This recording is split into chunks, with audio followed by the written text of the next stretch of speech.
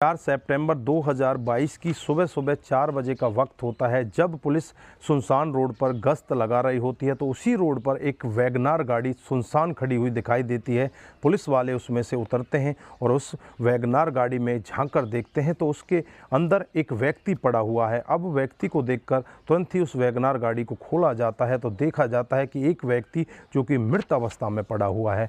अब तुरंत ही आनन फानन में पुलिस अपनी जांच पड़ताल में लग जाती है। उस डेड बॉडी को उठाकर उसे पोस्टमार्टम के लिए भेज दिया जाता है। इधर वैगनार कार के बारे में खोज की जाती है तो पता चलता है कि ये वैगनार कार किसी अमित के नाम में है और जो ये व्यक्ति इस कार के अंदर पड़ा हुआ है वो भी अमित ही है। अब तुरंत ही उस अमित के घर का रुख किया जाता है। जैसे ही सुबह के 5:30 बजते हैं, 5:30 बजे पुलिस अमित के घर पर पहुंच जाती है और जाकर देखती है तो बाहर से दरवाज़ा लगा हुआ है।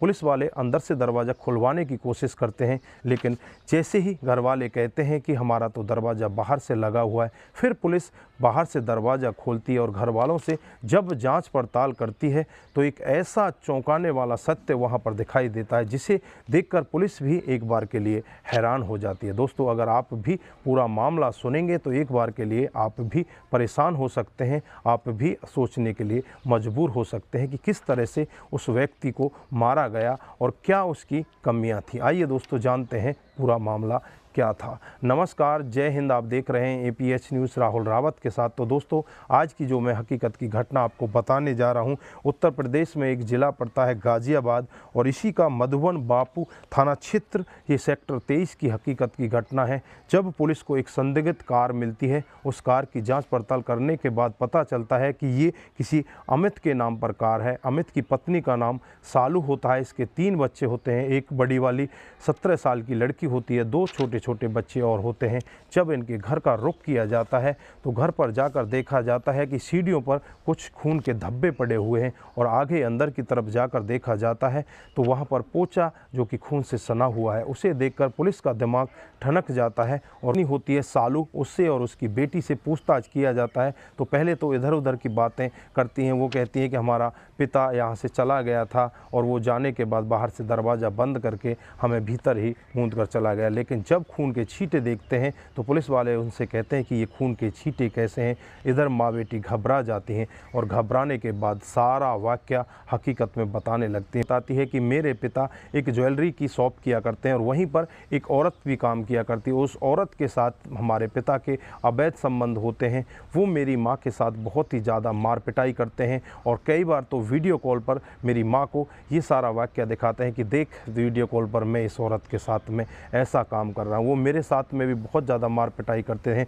3 सितंबर 2022 का वाक़या होता है। रात को करीब 11 बजे होते हैं जब मेरे पिता मेरी माँ के साथ बहुत ही ज़्यादा मार पिटाई कर रहे होते हैं। मुझे बहुत ज़्यादा गुस्सा आता है। मैं अपनी माँ को बचाने के लिए जाती हूँ लेकिन मेरे पिता मुझे धक्का मार देते हैं, मैं गिर जाती हूँ। उसके बाद वहीं पर एक सिलबट्टा की लोढ़ी पड़ी होती है, उस लोढ़ी को उठाती हूँ और मैं अपने पिता के सिर पर मार देती हूँ। वो चोट उसे इतनी गहरी लगती है जिसकी वजह से उनके खून निकलने लगते हैं और वहीं पर वो सीढ़ियों में गिर जाते हैं और वहीं पर उनकी मौत हो जाती है। हम दोनों माँ बेटी बहुत ही ज़्यादा घबरा जाते हैं कि अब करें तो क्या करें। फिर डेड बॉडी को सीढ़ियों से खींचकर नीचे की तरफ लाया जाता है। उसके बाद जो हमारी वैगनार कार होती है, उस कार में बीच की सीट पर अपने पिता की डेड बॉडी को रखते हैं और रखने के बाद जो कमला नेहरू नगर है वहाँ पर जाकर इस कार को खड़ी कर आ जाते हैं। उसके बाद बाहर से अपने गेट तो लगा देते हैं और जो अंदर पीछे का दरवाज़ा होता है उससे हम माँ बेटी अंदर आ जाते हैं। उसके बाद अपनी घर की सफाई करने लग जाते हैं, लेकिन सफाई के बाद भी कुछ यहाँ पर निशान रह जाते हैं जिसकी वजह से आप लोगों को पता चल जाता है। पुलिस भी जब पूरा मामला सुन रही होती है तो पुलिस के भी एक बार के लिए पैरों तले ज़मीन खिसक जाती है। पुलिस भी सोचने के लिए मजबूर हो जाती है कि एक 17 साल इतनी बड़ी क्रिमिनल कैसे बन जाती है, उसके पीछे क्या वजह हो सकती है। पुलिस तमाम पहलुओं से जाँच पड़ताल में लग जाती है, तमाम पहलुओं से जाँचा परखा जाता है तो पता चलता है कि पिता के वाकई में ही अवैध संबंध थे। अवैध संबंधों के चलते हुए वो अपनी पत्नी को बहुत ही ज़्यादा मारा पीटा करता था, उसके साथ में बहुत अभद्रता से काम किया करता था, अपनी बेटी को भी मारा पीटा करता था। इस वजह से बेटी और माँ परेशान होकर इतने बड़े क्राइम को अंजाम दे डालती हैं। दोस्त बताती है कि मैं अपने पिता को मारना नहीं चाहती थी, लेकिन अब अनजाने में मेरे से ये बहुत बड़ी गलती हो चुकी है। मैंने अपने पिता को मार दिया है। इसे कहती है कि अगर तुम अपने पिता से ज़्यादा परेशान थी तो पुलिस का सहारा ले सकती थी और भी कई तरीके के सहारे हो सकते थे, लेकिन जो तुमने कदम उठाया है वो बहुत ही गलत कदम है। इसकी कानून किसी को भी इजाज़त नहीं दे सकता। तो दोस्तों, यहाँ पर क्या अमित की कमी नहीं थी जो अपनी पत्नी को, दूसरी औरत को इस तरह से वीडियो कॉल पर दिखाता? क्या उसको चढ़न पैदा नहीं होती थी?